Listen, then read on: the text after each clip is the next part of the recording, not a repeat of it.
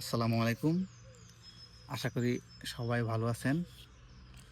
তো ভার্সিটির ক্লাস শেষ করে স্টেশনে এসে দেখি যে ট্রেন ১ ঘন্টা লেট। তো ভাবলাম কি করা যায়? তো এই মুহূর্তে হঠাৎ করে একটা জিনিস মনে এলো যে MY এবং IELTS এর যে বিষয়গুলো আছে এগুলো নিয়ে একটু বিস্তারিত কথা বলা যায়। যা অনেকে জানে না এবং না জানার কারণে তারা ভুল করে। তো আমি যদি ১ম এ বলি MY নিয়ে, তো MOI দিয়ে আসলে ভার্সিটি থেকে অফার লেটার পাওয়া যায়।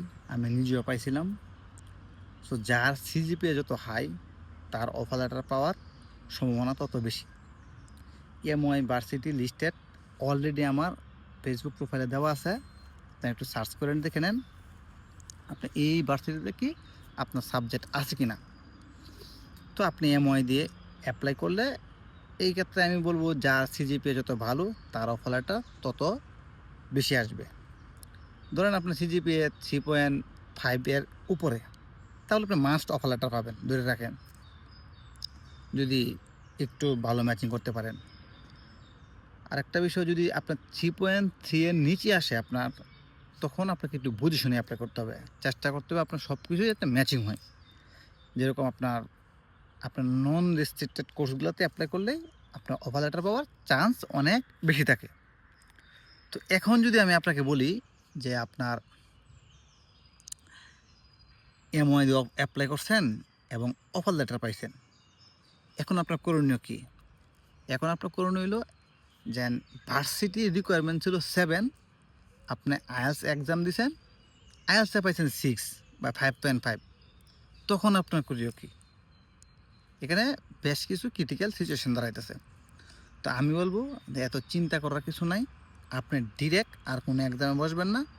ভার্সিটির যে রিকোয়ারমেন্ট ছিল ওইটা থাক, ওইটা ভার্সিটিতে আপনার দরকার নাই। আপনি MOI দেওয়া অফার লেটার পাইছেন, দ্যাটস এনাফ। তো আপনারা এমবাসি রিকোয়ারমেন্ট 5.5 পেলে চলবে। এরপরে আপনার ভার্সিটিতে একটা মেইল করবেন যে তোমাদের কাছ থেকে তো আমি MOI দিয়ে অফার লেটার পাইছি, কিন্তু তোমাদের রিকোয়ারমেন্ট ছিল এত। এখন হয়তো এমবাসি, বাংলাদেশ এমবাসি বা তোমাদের এমবাসি এই বিষয়টা নিয়ে আমাকে বদারিং করতে পারে বা কোনো ধরনের কুয়েশন করতে পারে। সো তুমি আমাকে একটা এনওসি দাও ল্যাঙ্গুয়েজের উপরে, যে তুমি আমাকে এটা নিয়ে কোনো অ্যাসাইনমেন্ট বা কোনো সমস্যা করতেছো না, বা দ্যাটস ফাইন। তো আপনার কোর্স কোঅর্ডিনেটরকে মেল দেওয়া, দেখবেন 1 থেকে 7 দিনের ভিতরে সে আপনাকে একটা এনওসি দিয়ে দিবে। এনওসিটা আপনি ওই এম্বাসিতে জমা দিবেন অথবা আপনি বিএফএসে জমা দিবেন। তো আপনার কোনো ধরনের হ্যাসেল হবে না। আমি যদি উদাহরণ হিসেবে বলি, আমি আমার কথাই বলি যে আমিও MOI দিয়ে অফার লেটার পাইছিলাম এবং আমার রিকোয়ারমেন্ট ছিল 7 সাবজেক্টে, কিন্তু আমি 7 তুলতে পারি নাই। যে কারণে আমি ভার্সিটি থেকে এনওসি নিয়েছিলাম।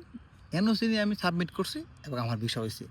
তো আমি এরকম অনেক পাইছি, আমার কাছের ক্লোজ বন্ধুবান্ধব বা আপনার অনেক পরিচিত যারা আছে, অনেকেই সেম প্রসেসে করছে এবং তাদের আলহামদুলিল্লাহ ভিসা হয়েছে। সো ইনশাল্লাহ আপনাদেরও ভিসা হবে। আপনারাও সেম কাজটাই করেন। যারা MOI দিয়ে অফার লেটার পাইছেন, যদি আপনার IELTS স্কোরটা ম্যাচিং না করে, এই বেলায় একটা এনওসি জমা দিবেন ভার্সিটি থেকে। ওকে, আশা করি সবাই ভালো থাকবেন, সুস্থ থাকবেন। আসসালামু আলাইকুম রহমতুল্লাহ।